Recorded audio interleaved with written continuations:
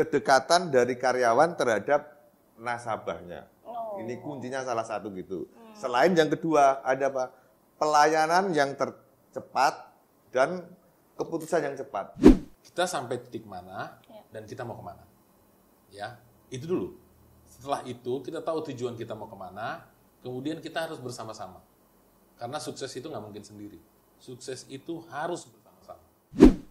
Nasabah itu berubah, pasar itu berubah, pesaing berubah, karyawan berubah, ekosistem berubah. Gitu. Sehingga ini tren-tren ini harus dimiliki oleh seorang pemimpin. Pokoknya lu puas, gue lemes.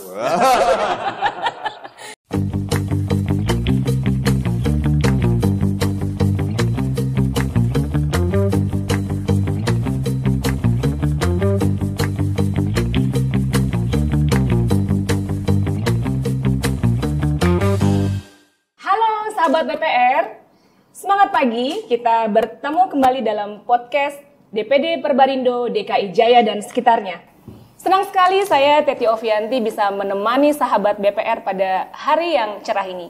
Dan hari ini kita sudah kedatangan tamu yang spesial dari 3 BPR dengan prestasi yang sangat luar biasa. Penasaran kan luar biasanya di mana? Jadi ketiga BPR yang hari ini hadir di podcast DPD Perbarindo DKI Jaya telah meraih penghargaan istimewa The Finance Award 2024. Tepuk tangan dulu dong buat semuanya.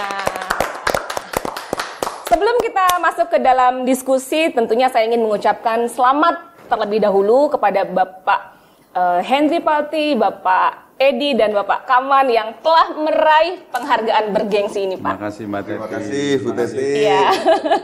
Jadi mari kita sambut dengan hangat Bapak Henry Palti, Direktur Utama BPR Sukma Kemang Agung. Terima kasih, Bu. Terima kasih telah hadir, Pak Henry. Terima kasih, Ibu. Kemudian Bapak Kaman Siboro, Komisaris Utama BPR Universal. Terima kasih telah hadir, Pak Kaman. Mbak Teti. Iya, dan senang yang bersama kita semua. Iya, Pak. Senang sekali bisa bertemu dengan Bapak pada akhirnya karena Bapak salah satu yang saya kagumi, Pak, selama ini. Fenomenal. Fenomenal, tokoh fenomenal. Dan yang terakhir yang tidak kalah istimewa karena beliau komisaris utama di 2 BPR yang memenangkan atau meraih penghargaan yang sangat istimewa dari The Finance, Bapak Edi Kristiawan, Komisaris Utama BPR Sukma Kemang Agung dan BPR Bantoru Perintis. Terima kasih Bu Teti atas undangannya ya. Nanti terlalu tinggi kan istimewa. Jadi ini spesial. Ini suatu hal yang kebetulan lah kan begitu. Makanya saya diundang ke sini ya kaget juga kan gitu. Untuk berbagi, Untuk Pak. berbagi lah, kan Tips-tipsnya apa sih? Kok bisa komisaris di 2 BPR dan memenangkan spesial pula? Nah itu, makanya saya sendiri juga nggak tahu lah. Nanti kalau pas dikasih pertanyaan apa baru nanti bisa jawab. Oh, oke. Baik, kayaknya udah nggak sabar ya. Kita mulai diskusinya, tapi sebelum itu Pak, kami ingin meminta masing-masing untuk memperkenalkan diri terlebih dahulu. Jadi bisa bercerita mengenai Bapak, kemudian BPR yang Bapak pimpin, dan apa sih penghargaan yang diraih kok jadi spesial rasanya podcast kali ini. Silakan kita mulai dari Pak Henry Palti, Pak. Oh, saya dulu. Silakan, Pak. Oke. Terima kasih, Bu Teti. Halo sahabat BPR semua, perkenalkan nama saya Henry Palti. Saya sebagai Dirut dari PT BPR Sukma Kemang Agung di Depok. Itu aja dari saya perkenalan. Apalagi mau ditanya? Penghargaan yang diraih dong. Spill tipis-tipis lah, Pak. Kira-kira apa sih penghargaan yang diraih? Jadi BPR Sukma Kemang Agung yang berada di Depok itu berhasil mendapatkan Golden Star Award dari The Finance. Golden Star Award ini 5 tahun berturut-turut tanpa jeda yang diberikan oleh The Finance kepada salah satunya BPR Sukma Kemang Agung di Depok. Wow, luar biasa sekali ya Pak Henry Palti. Ini salah satu juga yang saya kagumi, tokoh BPR. Tokoh BPR ya. Ya. Jangan biarkan Pak Henry berjuang sendiri. Jangan biarkan Pak Henry berjuang sendiri. Kami selalu ada bersama Pak Henry. Kemudian Pak Kaman Siboro, silakan Pak memperkenalkan diri Bapak, memperkenalkan BPR yang Bapak pimpin dan sedikit bercerita tentang penghargaan yang diperoleh Pak. Baik, terima kasih Mbak Teti. Senang bersama-sama kita di sini dengan Perbarindo di Rumah Perubahan ini. Saya Kaman Siboro, pendiri maupun komisaris utama BPR Universal. BPR Universal itu daerah operasionalnya ada di Sumatera, di Kalimantan, dan di Jabodetabek. Terima kasih Mbak Teti. Iya, luar biasa Pak Kaman Siboro. Penghargaannya apa Pak? Di-spill lah Pak. Spesial Nah, masalahnya. penghargaan ini memang saya juga merasa tersanjung karena ditunjuk atau dipilih sebagai the best leadership in transformation digital. Wih, keren banget. Pelopor, leadership itu pelopor, Pak. Saya tanya Pak Roberto, kok bisa dipilih ini beberapa tim panitia, katanya kan Universal berjuang untuk bisa universal mobile, sehingga nasabah itu bisa melakukan transaksi dimanapun, kapanpun, secara real time, sehingga saldonya dia bisa lihat mau transfer, mau jam berapa, 24 jam dia bisa melakukan. Jadi nggak ada bedanya seperti di bank umum lainnya. Makanya BPR itu kita tetap dukung supaya tetap bisa menjadi bagian dari pertumbuhan untuk membantu masyarakat. Gitu Mbak Teti. Luar biasa sekali Pak. Saya sampai merinding mendengar penghargaan yang diterima karena itu dipanggil pertama kalau nggak salah ya Pak. Karena saya hadir pada saat itu dan pertama tuh dipanggil tuh bersama dengan BPR terbaik di versinya juga gitu. Baik, kita beralih kepada sisi sebelah kiri saya. Ini juga figur yang istimewa. Silakan Bapak memperkenalkan diri, boleh memperkenalkan kedua-duanya Pak. BPR yang Bapak awasi saat ini yang berhasil mendapatkan penghargaan 5 tahun berturut-turut. Oke, terima kasih Bu Teti, terima kasih semua insan BPR yang ada di seluruh Indonesia khususnya kan gitu. Saya Edi Kristiawan, komisaris utama dari BPR Bantoru Perintis yang beralamat di Jalan Proklamasi di Ruko nomor 1718 di Mekarjaya Sukmajaya. Dan saya komisaris utama di BPR Sukma Kemang Agung di Jalan Tole Iskandar. Ini salah satu dirutnya Pak Hendri yang kayak gini kan gitu ya. Betul. Kami dari 2 BPR ini meraih 2 penghargaan.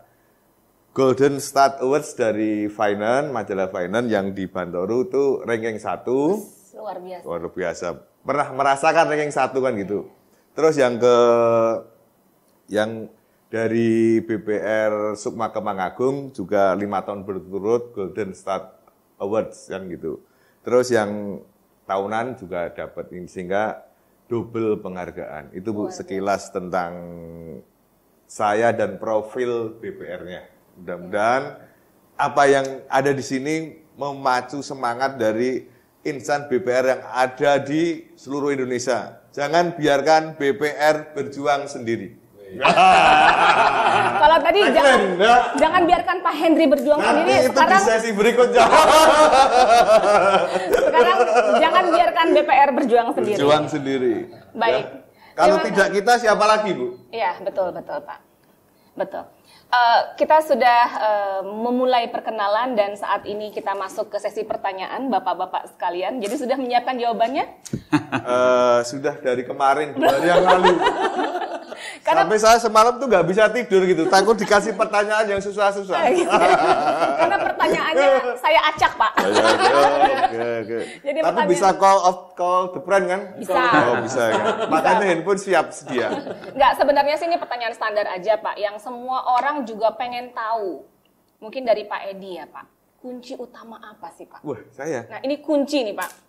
Kunci utama apa yang menurut Bapak paling berperan Pak dalam keberhasilan meraih Golden Start Award Top 100 BPR selama 5 tahun berturut-turut? Itu saya tahu nggak mudah banget Pak. Ya. Banyak orang BPR tumbang, setahun dapat, setahunnya nggak dapat. Tapi ini kok bisa konstan berprestasi 5 tahun berturut-turut? Oke, ini saya padukan sama ini karena saya itu ada di BPR Bantoru sama BPR Sukma Kemang Agung yang jaraknya itu nggak sampai 2 kilo lah kan gitu. Itu seharusnya kan dari 2 BPR kan bisa persaingan kan gitu. Betul. Tapi saling kerjasama lah kan gitu. Kuncinya apa? Selain ada kesamaan culture yang sama antara 2 BPR itu kan gitu. Sehingga saya sebutkan yang spesifik aja kan gitu. Salah satunya itu kedekatan dari karyawan terhadap nasabahnya. Ini kuncinya salah satu gitu. Selain yang kedua ada apa? Pelayanan yang tercepat dan keputusan yang cepat. Ini salah satunya itu. Gimana nanti pelayanan cepat, terus keputusan cepat itu berhubungan sama nanti ya yang seperti Pak Kaman tadi sebutkan kan gitu tentang digitalisasi, tentang apa yang udah ada di dalam core banking kita sehingga kita bisa mempercepat akses pelayanan ke nasabah, kuncinya itu. Tapi kalau kedekatan nasabah sama karyawan, lah itu ukurannya hati lah, itu susah diini kan gitu. Jadi nasabahnya sudah tersentuh sehingga loyal. Apapun yang terjadi. Apapun yang ada masalah apa gitu pasti langsung bilang ke karyawan kita kan gitu. Masalah ini kredit kita bagaimana, masalah. Kadang masalah rumah tangga pun juga, wah gimana nih suami saya udah mau pacaran lagi kan juga gitu. Jadi tidak hanya konsultan keuangan, konsultan, Pak. Itu semuanya aja yang juga bagus. konsultan dalam rumah tangga juga termasuk salah ya. Salah satunya kan itu. Oh, luar gitu. biasa Terus sekali loh. ketiganya ya ini karyawan kita, terima kasih terhadap karyawan Bantoru Perintis, karyawan Sukma, BPR Sukma Kemang Agung, sama direksi, manajemen, semua ini kayak nggak mengenal waktu, nggak mengenal nggak hitungan. Jadi nggak ada hitung-hitungan. Nggak ada hitung-hitungan, maksudnya berjibaku terus. Gimana menyelesaikan kredit bermasalah, bagaimana menyelesaikan untuk mengatasi kredit yang stuck, bagaimana kita untuk mengatasi pengumpulan dana pihak ketiga dan. Jadi semuanya kompak, Pak. Semuanya kompak. Komisaris. Ya, satu dua ada yang nggak kompak lah, tapi kebanyakan itu kita full utuh kan gitu. Salah satu permasalahan karyawan, kita semua masalah semua. Jadi kekompakannya sudah teruji ya, Pak. Bagaimana itu sudah teruji. Karena saya sering lihat CCTV-nya, Pak. Iya. Itu ramai.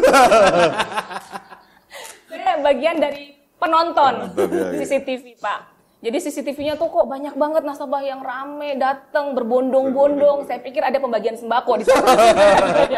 Ternyata nggak ada gitu. Itu salah satunya itu. Salah satunya kedekatan antara utamanya kedekatan antara nasabah sama karyawan kita. Jadi hatinya sudah terbeli lah istilahnya ya. Terbeli karena kita juga menyadari dengan BPR kita yang harus kita tahu diri juga lah, bercermin lah kan gitu. Siapa sih kita? Ya. Indonesia kan gitu. Ya siapa sih kita kan, kita cuma aset segini, modalitas segini, kita juga harus ngerti juga kan gitu. Betul. Tahu kapasitas. Dan yang susah itu kita ada. bercermin terhadap diri kita sendiri. Iya. Kita nggak bisa bercermin mau meraih yang setinggi langit, meleset nanti Bu. Betul. Dan jatuhnya sakit ya. Jatuhnya sakit itu. Kalau nggak bisa bangun lebih parah lagi. Iya, baik. Terima kasih Pak Edi. Jadi kita sudah mendengar kunci suksesnya versi komisaris nih ya. Iya, versi komisaris. Nah, sekarang kita dengarkan. Ini versi komisaris Bantoru kan. Iya, versi komisaris utama BPR Sukma dan BPR Bantoru. Sekarang kita dengarkan kunci utamanya dari direktur utamanya nih Pak. Salah satu direktur utama yang saya awasi kan gitu. Oh, betul. Jadi dari strategisnya kan lain kan Pak. Nurut kan? Apa kata komisaris Pak? Karena diawasi Pak sama komisaris. Jadi silakan Pak Hendri, apa kunci utama menurut Bapak? Sama pertanyaannya, tapi ini kan versinya berbeda tentunya. Sudut pandangnya juga lain. Kira-kira menurut Pak Hendri sendiri, kunci utama Bapak bisa mempertahankan prestasi sih Pak. Kunci utamanya apa sih peranannya? Baik, makasih Bu Teti. Halo sahabat BPR semuanya. Tadi pertanyaan yang udah disampaikan oleh Bu Teti ke komisaris Pak Edi itu saya rasa udah semua di situ Bu. Jadi idem ya. Oke, nah kita kirain dengarkan. mau pas gitu. Mau paste ya, Mau pas lewat. Nggak, jadi salah satunya tadi saya tambahkan, pertama adalah kontinuitas. Terus dan terus. Konsistensi Pak. Konsisten. Jadi nggak boleh kita stop, nggak boleh kita merasa cukup puas sampai sini saja. Jadi pertama benar kata Pak Komisaris tadi, Pak Edi, pertama kita harus sadar diri dulu. Kita sampai titik mana dan kita mau kemana. Ya, itu dulu. Setelah itu kita tahu tujuan kita mau kemana, kemudian kita harus bersama-sama. Karena sukses itu nggak mungkin sendiri. Sukses itu harus bersama-sama. Jadi bagaimana caranya mentranslate apa maunya direksi dan komisaris sampai kepada AO, sampai kepada office boy. Sehingga nasabah yang merasakan dampaknya yang luar biasa kepada pelayanan BPR Sukma. Salah satunya bahkan ada nasabah kami, dan banyak nasabah kami itu dari yang belum nikah sampai sudah nikah sampai punya cucu itu tetap bertahan di BPR Sukma. Luar biasa, Pak. Gitu ya. Luar biasa Karena sekali. mereka merasakan bahwa kedekatan antara hubungan AO petugas kami di lapangan sama nasabahnya. Jadi tidak hanya money oriented gitu. Jadi apa yang Profit oriented. Profit oriented. Jadi apapun permasalahannya, terutama bisnis nasabahnya sedang lagi down, itu kita bantu. Ya, kita bantu semaksimal mungkin, way out-nya kita carikan, sehingga nasabah itu merasakan bahwa, oh ternyata BPR Sukma ini bagian dari keluarga saya. Oke. Salah satunya misalnya dia nikah, kita datang ke sana, kita kasih karangan bunga, baik dia suka maupun duka, kita tetap ada di sana. Nah itu menurut saya salah satu kunci keberhasilan, bukan karena kitanya bukan, tapi yang membuat kita bisa berhasil itu karena perpaduan sinergi antara nasabah sama BPR Sukma, baik dari karyawannya, office boy, segala macam. Contoh misalnya, banyak mungkin yang tidak terlalu merasa penting bahwa misalnya begitu masuk dibukain pintu, ya kan, disambut dengan senyum, kemudian dikasih minum, kemudian ditanyakan keluhannya apa segala macam. Itu nasabah saya sendiri kalau misalnya ke suatu tempat ditanyakan seperti itu pasti feel-nya beda. Disebut namanya, Disebut gitu ya, namanya, disapa gitu ya, disebut namanya secara personal. Berarti merasa, wah ini welcome-nya beda loh sama yang lain. Iya. Jadi harus ada perbedaan bahwa kita harus memberikan kepada nasabah, lu nggak salah loh datang ke sini. Betul. Gitu, bahwa nasabah itu kita perlakukan dengan baik, kita anggap sebagai saudara. Semua lini kita, kalau bisa kita ikut ada di sana, baik suka maupun duka. Itu menurut saya. Jadi kalau dianggap saudara bisa pinjam 100 dong. Bisa pinjam 100. Pasti dengan bunga pasti. Bisa Bisa 200 juga. Bisa 200 ya. Iya. Terima kasih. Jadi memang ini pendekatan yang juga saya rasa jarang dilakukan Bank Umum. Pendekatan personal. Personal touch. Sebenarnya gini Bu, Personal produk touch. BPR semuanya itu sama, cuma pelayanannya aja yang membedakan antara satu BPR dengan BPR yang lain. Servis. Servis Ya, jadi sama. service excellent. Iya. Pokoknya lu puas, gue lemes. Gitu ya. Iya. Nah, tagline-nya bisa mungkin ya, lu puas, gue lemes. Baik, terima kasih banyak Pak Henry. Sama-sama. Sudah dapat ya kisi-kisinya, kunci utamanya. Sekarang kita beralih ke Pak Kaman nih Pak. Ya, sebagai pelopor transformasi digital. Menurut Bapak ya, kira-kira pemimpin yang terbaik versinya dalam konteks transformasi digital BPR itu kayak gimana Pak? Pertanyaan bagus sekali Mbak Teti. Pemimpin itu harus memiliki visi dan misi yang jelas. Betul. Jadi memang kalau apalagi ini transformasi digital, kita harus bisa membuat arah yang jelas ke depan. Kira-kira transformasi digital, kita bayangkan sekarang gitu ya. Iya. Saya udah nggak ingat kapan saya terakhir pergi ke cabang bank umum yang saya punya rekening di situ. Mungkin udah nggak tahu. Betul. Saya udah, walaupun saya kirim uang ke anak saya waktu itu di Amerika, di Inggris, di Singapura, saya nggak datang ke bank, udah Langsung dari handphone Pak. malam-malam juga di ini ya kan.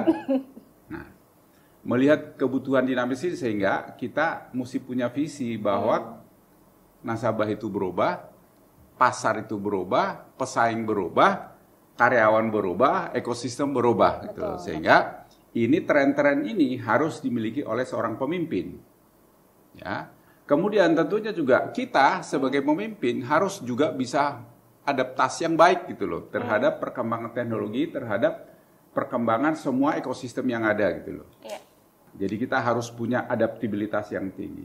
Juga kita sebagai pemimpin harus bisa juga berkomunikasi kepada para internal kita, Iya. para nasabah. Karena ini perubahan ini bisa mengalami resistensi maupun penolakan dari internal kita maupun nasabah. Karena belum tentu dia ngerti kan. Apalagi kita lihat kan waktu tol udah mulai jadul aja banyak di demo sampai Iya, rame-rame. betul, Nah betul. ini perubahan ini harus dikomunikasi sehingga seorang pemimpin harus bisa berkomunikasi efektif untuk menyampaikan pesannya. Ketiga, juga harus pemimpin itu harus bisa belajar terus-menerus karena namanya dinamika digital ini berubah. Hackernya pun berubah makin canggih. Kalau kita nggak belajar terus kalau kita hanya internal nggak bisa, harus belajar mempelajari beberapa kecanggihan karena teknologi itu kita lihat handphone itu setiap tahun kita harus Pak, lihat berubah, karena Pak. Betul. berubah. Nah, kemudian juga kita harus bisa membuat sesuatu itu menjadi memudahkan nasabahnya. Jangan sampai dipasang itu digital, tapi tidak memberi nasabah kepada nasabah. Malah tambah ribet nasabah. Tambah ribet nasabahnya, karena kalau komunikasi yang nggak baik, nanti nasabah juga menolak. Betul. Gitulah. Nah, ini juga harus bisa memilih mana yang efisien, cepat, aman, dan peduli. Sehingga kita dalam berkomunikasi ke nasabah yang tidak dekat kantor kita, apalagi BPR ini kan belum tentu cabangnya sebanyak Semua ya, seluruh sehingga Indonesia kita bisa nih. gitu ya. Nah, memang ini perlu pemikiran, Iya. bagaimana memilih vendor, bagaimana memilih aplikasi yang kita buat, reputasi orang itu, sehingga kita tidak terjebak di isu-isu yang benar. Makanya ini ada beberapa yang sekarang ini seperti Perbarindo, ada OJK, ada LPS, itu kan satu sama lain ini perlu kerja sama baik. Bersama kita bisa, bersatu kita sukses. Ya, luar biasa. Gitu. Ini banyak banget tagline. Jangan biarkan BPR berjuang sendiri, Pak. Ya, Tapi kalau CAP itu kan memang tagline universal ya, Pak. cepat, aman, peduli. Gitu. Jadi emang kalau cepat itu kan logikanya orang berapa menit, berapa jam. Iya. Gitu kan, itu cepat. Jadi ukurannya logika. Kalau aman, itu perasaan. Iya. Ukurannya perasaan. Jadi dia Kalau rasakan aman, bahwa Pak? aman pasti aman. Gitu ya. Terus kemudian peduli, ukurannya itu spiritual. Betul. Jadi bahwa kita peduli terhadap nasabah kita. Jangan tinggalkan nasabah di tempat kegelapan. Kalau dia lagi susah, lo jangan misalnya udah tahu lagi musim kering, lo kasih payung. Begitu hujan, payungnya lo ambil gitu loh. Itu nggak Iya. bisa. Itu bagian dari peduli. Misalnya kami kemarin waktu zaman COVID, kami sampai bagikan ada 60.000 paket sembako untuk orang-orang Betul, yang betul. Saya dengar itu, kekurangan Pak. gitu loh. Jadi itu buat kita juga puji Tuhan, alhamdulillah kita bisa mendapatkan berkat yang baik dengan adanya misi itu. Itu Mbak Teti. Iya, luar biasa sekali. Jadi CAP. pemimpin yang ini harus benar bisa menggerakkan semua timnya, internal, eksternal, bisa membuat nasabahnya memiliki nilai tambah yang lebih baik. Itu Mbak Teti penjelasannya. Terima kasih Maaf. banyak Pak Apa-apa kayak Kaman. gitu tuh nggak ada teorinya, Bu. Nggak ada, makanya saya senang banget dikasih kesempatan nih. Teorinya kan nggak ada kan gitu ya. Betul. Jadi host pagi hari ini dapat langsung dari Pak Kaman. Terima kasih. Jadi luar biasa sekali. Dan sedikit Pak, yang harus dimiliki seorang pemimpin. Tadi sudah 6 itu ya Bapak Ya, jelaskan ya, ya. untuk memimpin transformasi digital. Yang kita tahu BPR itu masih belum banyak yang melek ya mengenai ini. Kita masih mikirin, wah biayanya yang harus kita keluarkan besar. Ya. Kemudian SDM kita juga belum mumpuni untuk itu, kan begitu Pak. Tapi ternyata Bapak sudah menjadi pelopor Pak dalam transformasi digital BPR. Sekarang ke Pak Henry nih, kira-kira Pak Henry menurut Bapak sendiri ya, Bapak sudah mempertahankan prestasi sedemikian jauh sampai dengan saat ini, peranan teknologi Pak dalam meningkatkan efisiensi dan efektivitas itu apakah ada kaitannya sih nggak sih dengan penerimaan penghargaan yang Bapak dapat? Oke, pertama teknologi itu nggak bisa kita hindari. Ya, teknologi itu suka tidak suka itu harus kita hadapi. Seperti tadi Pak Kaman bilang, memang nanti semuanya itu, apalagi sekarang quantum leap, ya era digitalisasi, semuanya digital. Tapi Sukma dalam hal ini melakukan perpaduan antara teknologi dan personal touch. Oke. Teknologi itu tidak bisa menyentuh hati. Karena mesin ya? Karena mesin. Dia tidak punya hati. Dia tidak peduli apakah orang ini dalam menggunakan teknologinya lagi keadaan happy atau nggak happy. Dia nggak peduli. Ya kan? Nah, Sukma itu masuk juga dari situ. Oke. Jadi di nasabah yang datang itu, walaupun mungkin tidak menggunakan teknologi atau mungkin tidak paham akan teknologi, tapi kita sadarkan dia bahwa teknologi ini bisa memudahkan dia dalam lingkungan bisnisnya, misalnya gitu. Ya, keamanan, kemudahan seperti yang tadi Pak Kaman bilang bahwa itu memang benar. Banyak nasabah, contoh misalnya nasabah di pasar merasa tidak perlu teknologi karena pembayaran melalui cash. Nah, itu kita sadarkan dia bahwa dengan pembukuan yang dilakukan dengan teknologi itu memudahkan dia dalam bertransaksi. Nah, itu contoh kita menyadarkan mindset, kita merubah mindset nasabah bahwa ayo dong, ini teknologi ini kita manfaatkan. Betul. Gitu ya. Banyak yang kita bisa dapatkan dari teknologi. Salah satunya misalnya contoh bagaimana kita bisa memasarkan produk kita, nasabah. Contohnya misalnya gitu. Percaya nggak, ada bahkan yang mungkin dia jualan mie ayam, itu di gang, kayak hidden gem. Ya, tapi banyak yang datang. Karena pakai GoFood. Karena salah satunya pakai GoFood atau apa segala macam. Tapi semuanya itu orang datang ke sana, tahunya dari mana? Dari teknologi. Informasi dari Google kah, apa dari mana? Review orang yang makan salah satunya. Itu kan menggunakan teknologi. Betul. Nggak mungkin melalui dari mulut ke mulut kan, gitu. Jadi itu contoh salah satunya. Bahwa teknologi itu kita sadarkan kepada nasabah kita bahwa teknologi itu sangat memudahkan dia dalam melakukan transaksi kalau dia berbisnis. Kalau dia misalnya tidak berbisnis, memudahkan dia mencari informasi. Contoh misalnya kesehatannya, contoh misalnya mengenai dia mau berbisnis apa, segala macam. Nah, itu kita sadarkan nasabah bahwa oke lah, kalau misalnya saat ini belum, pelan-pelan yuk kita pakai teknologi untuk memudahkan kehidupan atau misalnya transaksi yang dilakukan atau kebutuhan untuk dia pribadi, minimal begitu. Jadi artinya kita sadar betul teknologi itu penting. Tidak terelakkan gitu ya Pak? Betul. Dan kemudian Sukma ini tetap akan mendampingi kan begitu prosesnya ya untuk penyesuaian, adaptasi dan lain sebagainya. Kami tetap hadir di samping Anda. Kurang lebih seperti itu ya Pak? Betul. Luar biasa, setia sekali. Samanya luar. Oke, kalau tadi kita bicara mengenai apa sih peran teknologi, kita semua sepakat bahwa teknologi itu tidak terelakkan. Tapi dari sisi Pak Edi nih Pak, kira-kira menurut Bapak menyeimbangkan tuh caranya penerapan teknologi digital dengan nilai-nilai dan budaya tradisional BPR, karena kita masih ya you know lah gitu ya. Wah, ini nilai-nilai itu dari yang nilai spiritual atau gimana? Kalau kita kan gini Bu, tadi kan saya udah jelaskan kan gitu, saya udah jelaskan bahwa kita itu harus bisa bercermin terhadap diri kita sendiri. Terus Bu Teti tadi bilang bahwa dengan teknologi biaya mahal kan gitu, sehingga tidak efisien kan gitu. Apa sih digitalisasi itu? Digitalisasi itu kan untuk memudahkan pelayanan sehingga tercapai efektif dan efisien kan gitu. Betul. Sehingga apa? Sehingga ya kinerja kita terdongkrak kan gitu. Iya. Dengan aset kami dari BPR Bantoro Perintis sama BPR Sukma yang ya hampir tidak sama lah lebih gitu. Bukan hampir sama kan? Orang kok ya hampir sama ini hampir tidak sama ini. Anti mainstream Anda. Anti mainstream. Ya, nggak mungkin lah kalau kita mau kayak ATM, mau kayak apa kan gitu. Tapi ada tujuan ke sana. Tetapi untuk jangka menengah, jangka pendek, apa sih yang perlu kita digitalisasi dulu, yaitu tentang core banking dulu, pelayanan ke nasabah biar cepat. Yang biasanya ngetik taktik apa, terus pakai apa, semua harus paperless juga. Untuk itu kan nanti salah satu efisiensi kita juga untuk paperless, untuk nanti menyimpan dokumen, untuk pengetikan PK apa segala. Nah itu juga udah, menurut saya juga udah termasuk digitalisasi terhadap eksternalnya kan gitu. Nah itu nanti bisa efisien, sehingga apa? Laba kita tercapai, itu semua tercapai, sehingga ada penghargaan dari itu. Ini kan gitu. Betul. Gimana untuk eksternalnya, untuk ke nasabah, untuk ke apa kan gitu.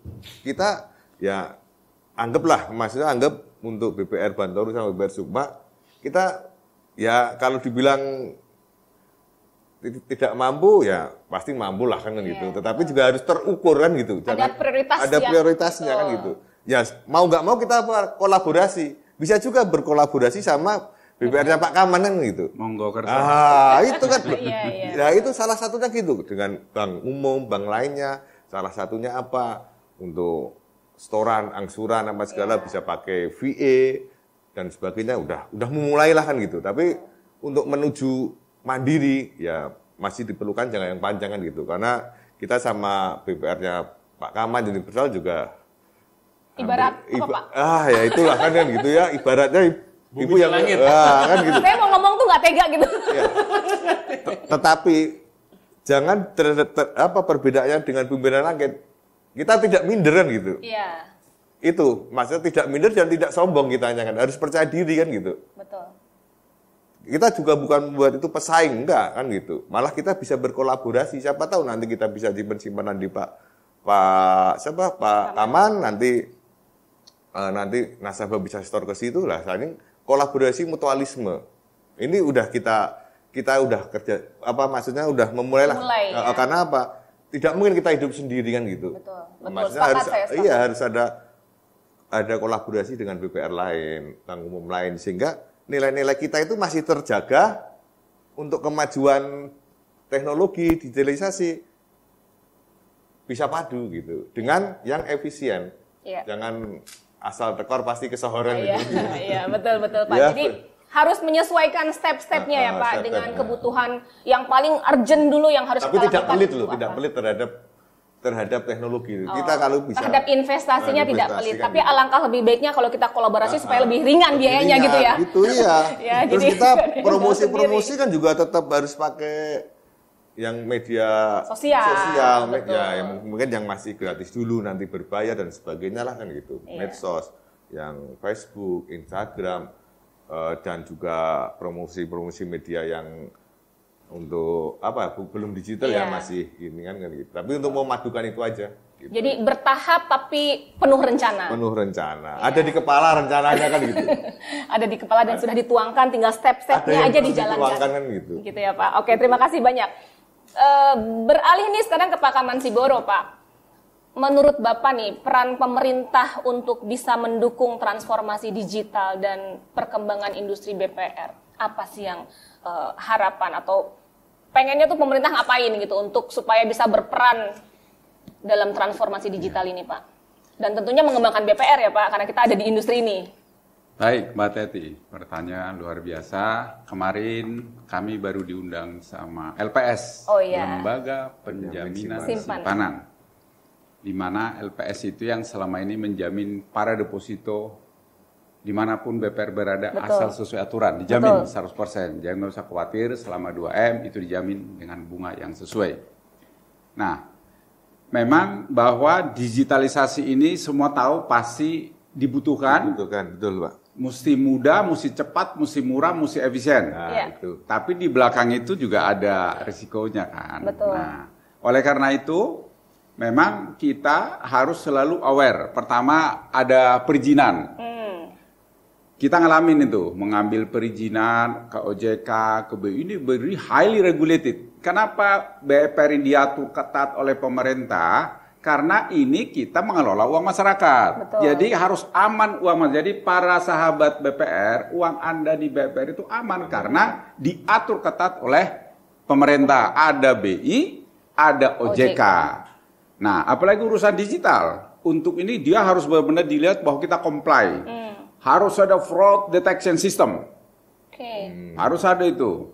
Harus ada namanya cyber security. Karena sekarang kita sering banyak hacker-hacker Iya, yang harus aman. Jangan sampai uang nasabah itu nanti ada orang yang tidak bertanggung jawab betul gitu kan. Punya Hacker pemerintah harus aja bisa comply. di-hacker Pak, apalagi nanti punya swasta Pak. Nah, makanya kita sekarang kalau seperti universal, memang kita semua comply, kita penuhin. Jadi kemarin perizinannya agak lama buat kita, ya puji Tuhan, alhamdulillah kita lewati dengan baik dengan segala peraturan yang ketat itu untuk menjamin bahwa nasabah itu dijaga keamanannya supaya aman. Pertanyaannya gimana pemerintah? Nah, sekarang saya perhatikan core banking system nanti semua ini kan disediakan oleh LPS, ya. dengan segala perangkat yang dibutuhkan itu. Karena saya yakin namanya digitalisasi itu ada C yang dipenuhi, mungkin ada 5-6 C. Pertama, harus kompatibel.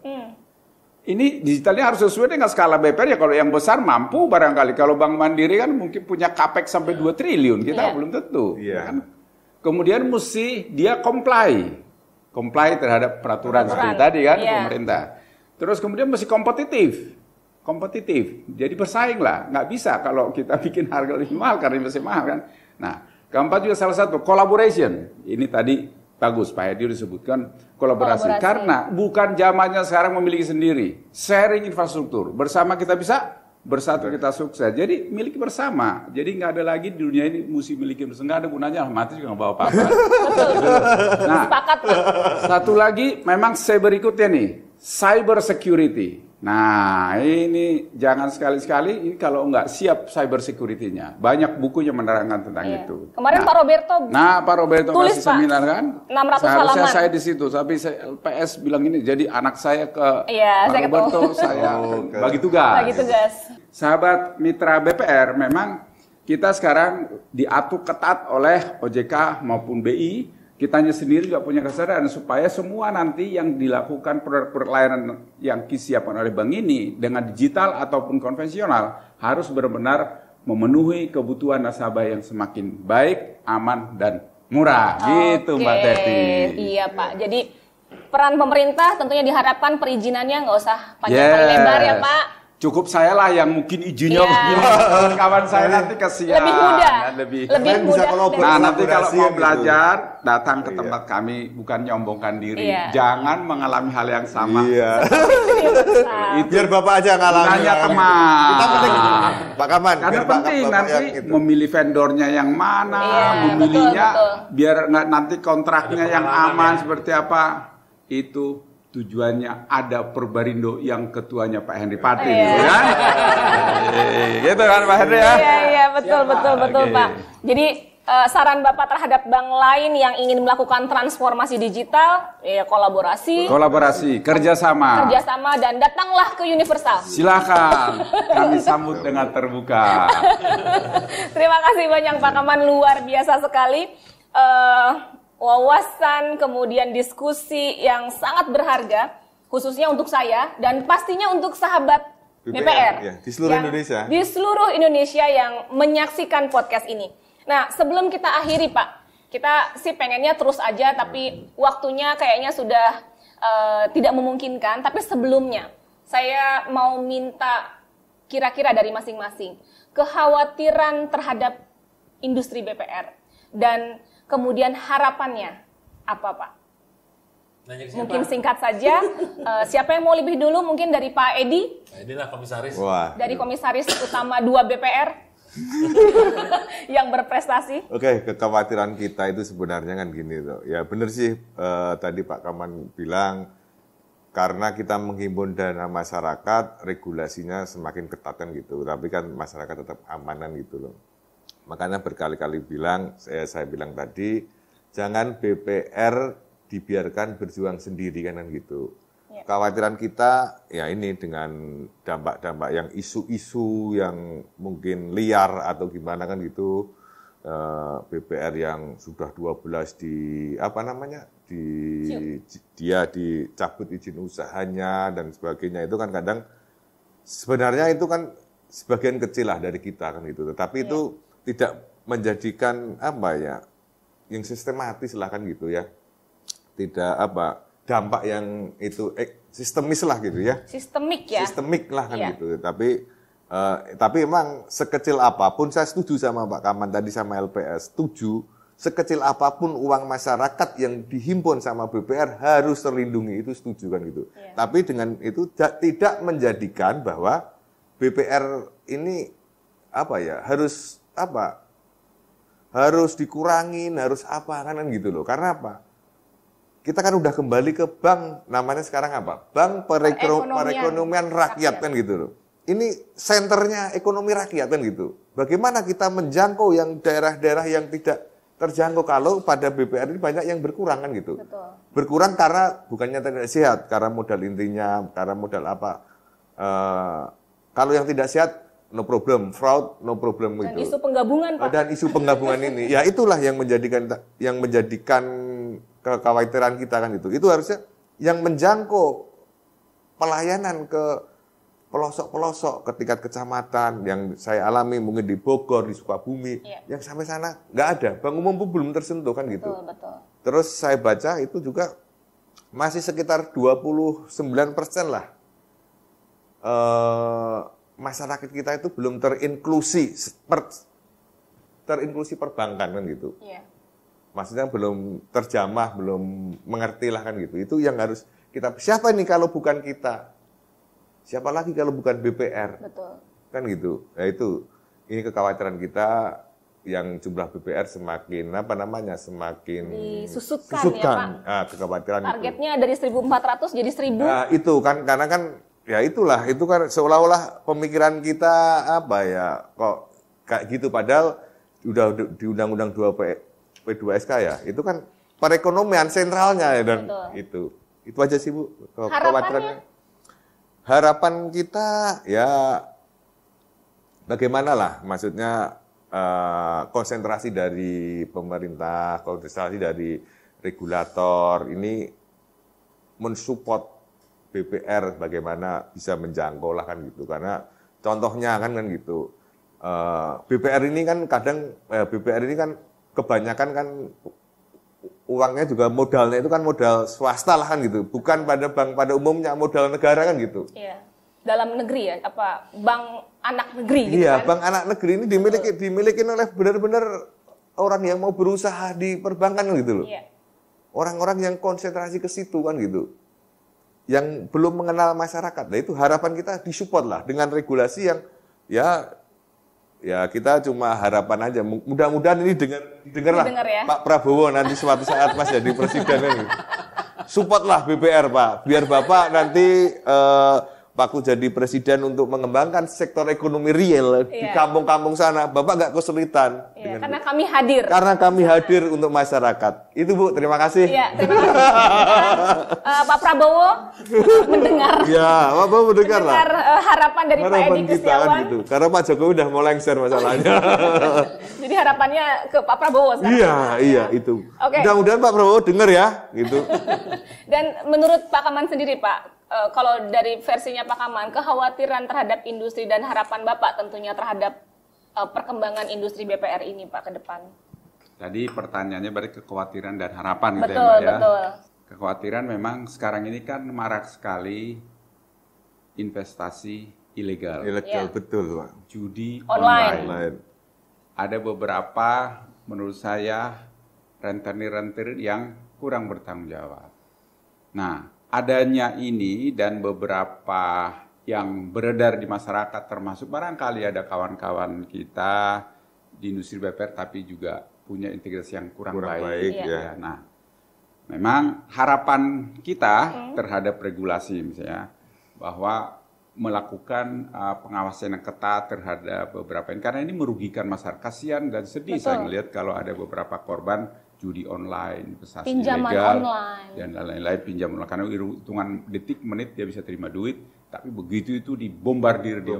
Ya. Kehidupan pribadinya ya Pak. Nah, harapan kita memang para sahabat BPR, kami juga sesama BPR, apalagi BPR Universal, tentunya melakukan literasi supaya orang melek dengan investasi dan keuangan. Bisa lihat atau join dengan media sosial kami, ada di Instagram, ada di Facebook. YouTube, di Facebook, untuk melihat kira-kira literasi yang baik.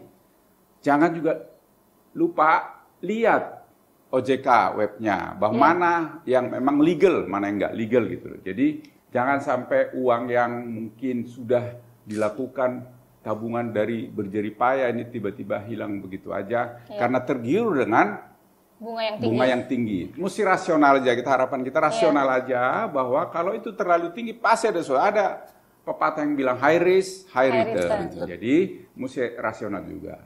Nah, sekarang ini kan sudah bisa diakses melalui digital. Kira-kira lembaga yang bisa memberikan return yang baik gitu dan dijamin oleh LPS.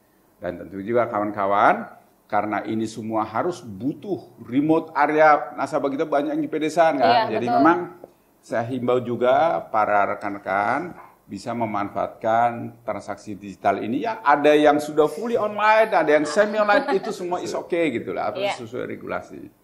Jadi harapan kami baik kepada pemerintah, regulasi ini dibuat lebih mudah, lebih friendly, kita sering-sering diajak diskusi. Harapan kami apalagi Universal juga mengharapkan supaya pilihlah lembaga-lembaga yang benar terdaftar resmi di OJK dan juga memilih yang rasional aja, nggak usah terlalu berlebihan. Karena biasanya kalau pengurusnya, pemiliknya punya integriti yang baik, itu insya Allah akan dikelola dengan baik. Jadi sahabat mitra BPR, tetaplah senantiasa setia ke BPR, karena BPR itu adalah mitra yang terdepan dalam meraih meningkatkan kualitas hidup masyarakat. Terima kasih Mbak Teddy. Luar biasa Pak Kaman. Dan terakhir ya, kita juga harus minta nih dari Pak Henry Palti pandangannya Pak, kekhawatiran Bapak dan harapan tentunya untuk industri BPR ini. Oke. Tadi saya agak sedikit berbeda nih sama Pak Kaman sama Pak Edi. Kalau saya, kekhawatiran saya bahwa masyarakat, walaupun sudah diliterasi edukasi, kekhawatiran saya itu masyarakat tetap kurang percaya sama BPR. Oke. Ya, bahwa seperti sekarang ini, bahwa BPR itu tetap terus dari tahun ke tahun meningkatkan kualitasnya. Kekhawatiran saya bahwa masyarakat tidak menjadikan BPR ini menjadi pilihan utama mereka dalam bertransaksi. Itu pertama kekhawatiran saya. Dan harapan saya dengan adanya podcast ini, ya, masyarakat atau sahabat BPR mengetahui bahwa oh ternyata berbeda. Saya salah menilai bahwa BPR itu ternyata bisa menjadi pilihan utama saya dan ada di dekat lingkungan saya. Betul. Gitu loh, ya. Bahwa BPR itu punya prestasi dan prestasinya tidak bisa dibeli. Dan prestasinya itu memang dari tahun ke tahun dan bisa membuktikan bahwa BPR itu selalu berusaha melakukan yang terbaik. Mungkin tidak semua yang dapat dilakukan oleh Bank Umum dapat dilakukan oleh BPR. Tapi apakah semua kebutuhan itu, apakah kita sampai misalnya seperti handphone, apakah kita memakai semua fitur dalam handphone? Kan tidak. Betul. Ya kan? Jadi hal-hal dasar yang diberikan oleh BPR, jadikan itu menjadi menu utama dalam transaksi, baik dalam kehidupan, dalam pribadi maupun keluarga. Oke. Ya, luar biasa. Closing statement yang sangat memukau. Nah, itu harus ini. Itu nama podcastnya itu harus diumumkan, Bu. Nama. Biar di subscribe dan like kan gitu. Betul. Jadi jangan lupa untuk komen, like, dan subscribe podcast kita. Terima kasih banyak pada Pak Henry Palti, Bapak Kaman Siboro, dan Pak Edi Kristiawan. Terima kasih Bu Teti. Ya. Ya. Diskusinya sangat menarik dan pasti akan sangat bermanfaat juga untuk sahabat BPR yang mendengarkan podcast ini, Pak. Kita tadi belajar mengenai strategi bagaimana mencapai dan mempertahankan prestasi, transformasi digital, dan peran penting BPR tentunya dalam memajukan perekonomian Indonesia. Sepakat semuanya ya. Jadi sampai jumpa di podcast berikutnya. Saya Teti Ovianti mengucapkan terima kasih dan maju terus BPR Indonesia. Oke, jangan tinggalkan BPR sendirian. Ya. Nah, makanya ke depan memang dibutuhkan SDM yang unggul termasuk juga teknologi. Nah, ini memang tantangan ke depan kita bagaimana menyiapkan teknologi yang murah dan bisa dimanfaatkan oleh BPR. Jadi SDM juga harus ditingkatkan. Kalau enggak akan ketinggalan. Konsisten mengelola atau tata kelola itu diterapkan yang baik dan kepatuhan daripada regulasinya. Misalnya contoh, ini saya kasih gampang ya. Bapak belum makan, ya kan? Cara ngadepinnya apa? Ya makan.